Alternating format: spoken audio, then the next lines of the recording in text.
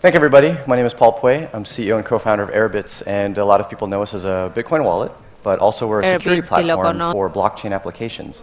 And so what I want to talk about today is delivering a better user experience for blockchain applications utilizing the single sign-on experience that we're so familiar with today. A lot of people use Google login, Facebook login. That's the type of experience we're trying to bring to decentralized and private applications. So let's start off with blockchains. A unique piece of blockchains is no matter what your implementation is, they always require private keys. These are the keys that authenticate to the blockchain. They're the keys that allow you to get value from a blockchain. And they're long and they're scary, they're incredibly hard to memorize.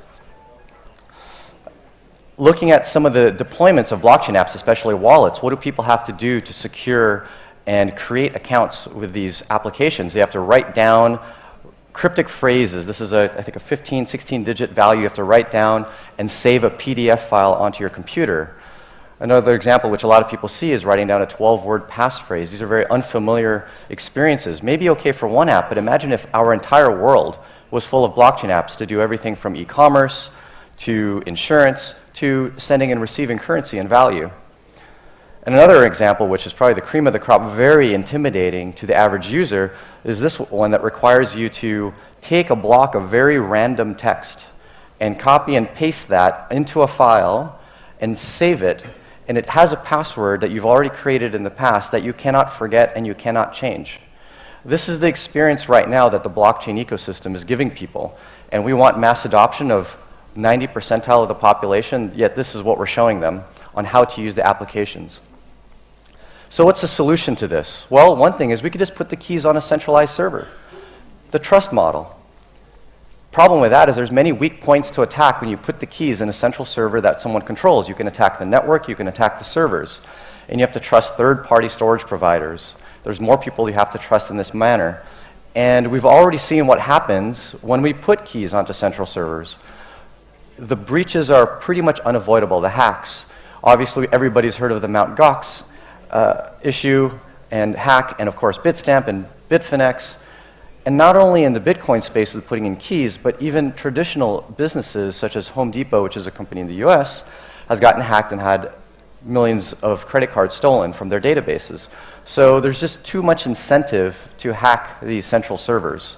And if we wanted to utilize that in the blockchain space, then we're asking for the same problems.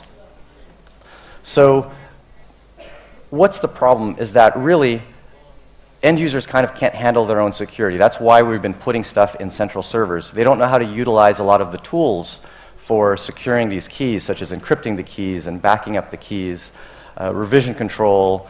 Recovering their password is a very difficult thing with encrypted data, and many people don't utilize two-factor authentication. So what we've really envisioned to help the blockchain ecosystem is a platform that actually enables single sign-on. Enable people to have one account on a mobile device with our wallet AirBitz that actually lets people just simply single sign-on to a slew of blockchain applications. Our platform can get placed inside of a blockchain app, and one of our recently announced partners, Augur, which is the prediction market on Ethereum, utilizes AirBitz for the account creation. And people get a familiar experience. Instead of copying and pasting a giant block of text, they simply enter a username and a password and a PIN. And they log in just like they would onto a regular website. But in addition to being able to utilize the username, password, and a PIN, people can actually use a mobile app and scan a barcode and log into the app that way, and then use that same account they've put onto a phone and log into multiple independent apps. And each one of those feels like you're logging in. It feels like you're just simply creating an account. But what that's actually doing is creating a bucket of encrypted data, passing it into the client-side application, allowing that app to put keys and other data into it, although it's fully client-side encrypted, and then backed up and then synchronized, all with just one account. So this is what we've built, and we're aiming to have like an AirBitz account that effectively can single sign-on onto all of these applications. And from the viewpoint of single sign-on, a lot of you have used it before with like the Facebook and the Google and the Twitter, but all of those are fully non-private. Every time you log in with Facebook, Facebook knows something about the application, and the application knows something about your Facebook account. Consider this the first fully private, encrypted, single sign-on experience where neither the application developer or AirBitz knows anything about the data that's being stored or shared across the platform.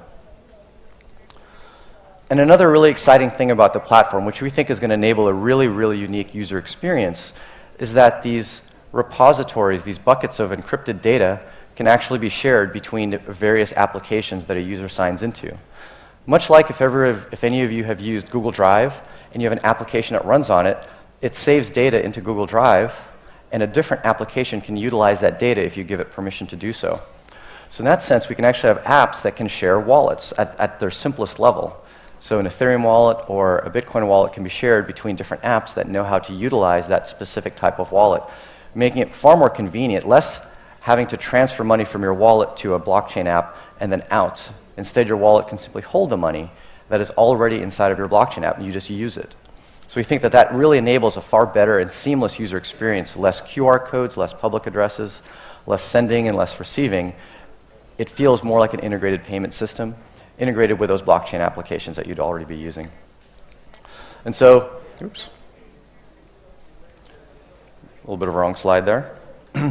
But that's actually a conclusion of what I wanted to talk about. I'm happy to open it up for some questions. Really, it's just the concept of trying to bring a whole lot better of a user experience through both, one, familiarity, giving people the familiarity of logging into a website, and then number two, single sign-on, which I think is a really fundamental breakthrough that'll make the ecosystem of blockchain applications far easier for the average person, not the early adopters like us, but easier for the average person to utilize, especially if our world really starts to migrate towards having multiple blockchain applications that we use for different purposes. So thank you so much. Happy to open up for questions. Thank you very much, Paul. Thank you. Do we have any questions? We might have room for one or two. Go ahead. So my question is, maybe I missed something when you're talking. I understand you have a bucket of encrypted data in the app and the phone. And you said it's stored also in other places, so what happens if I lose my phone, or how can I get back to the data that I Got it. So the data is backed up onto the cloud, and it's simply the username and password, or potentially PIN if you're already logged into that device, that gets you to unlock the data. To either download it if need be, and then unlock the data, meaning decrypt the data locally on your device. And the way we've architected it is when you've logged into a device, the data is on that device, and AirBitz becomes the backup.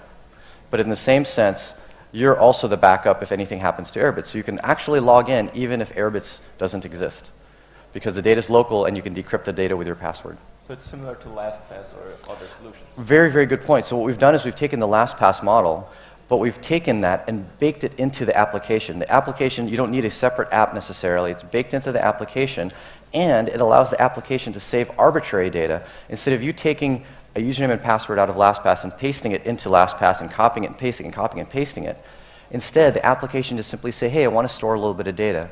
That can be a private key, but what we're really excited about is this doesn't have to even be blockchain. This can be saving your personal information, your credit card information, your healthcare records, your financial records. But the nice thing is the blockchain has motivated us to build security models like this. Good client-side security models that we can now utilize in the future for platforms and applications outside of blockchain. Thank you. Any other question? Okay, thank you very much, Paul. Thank you very much.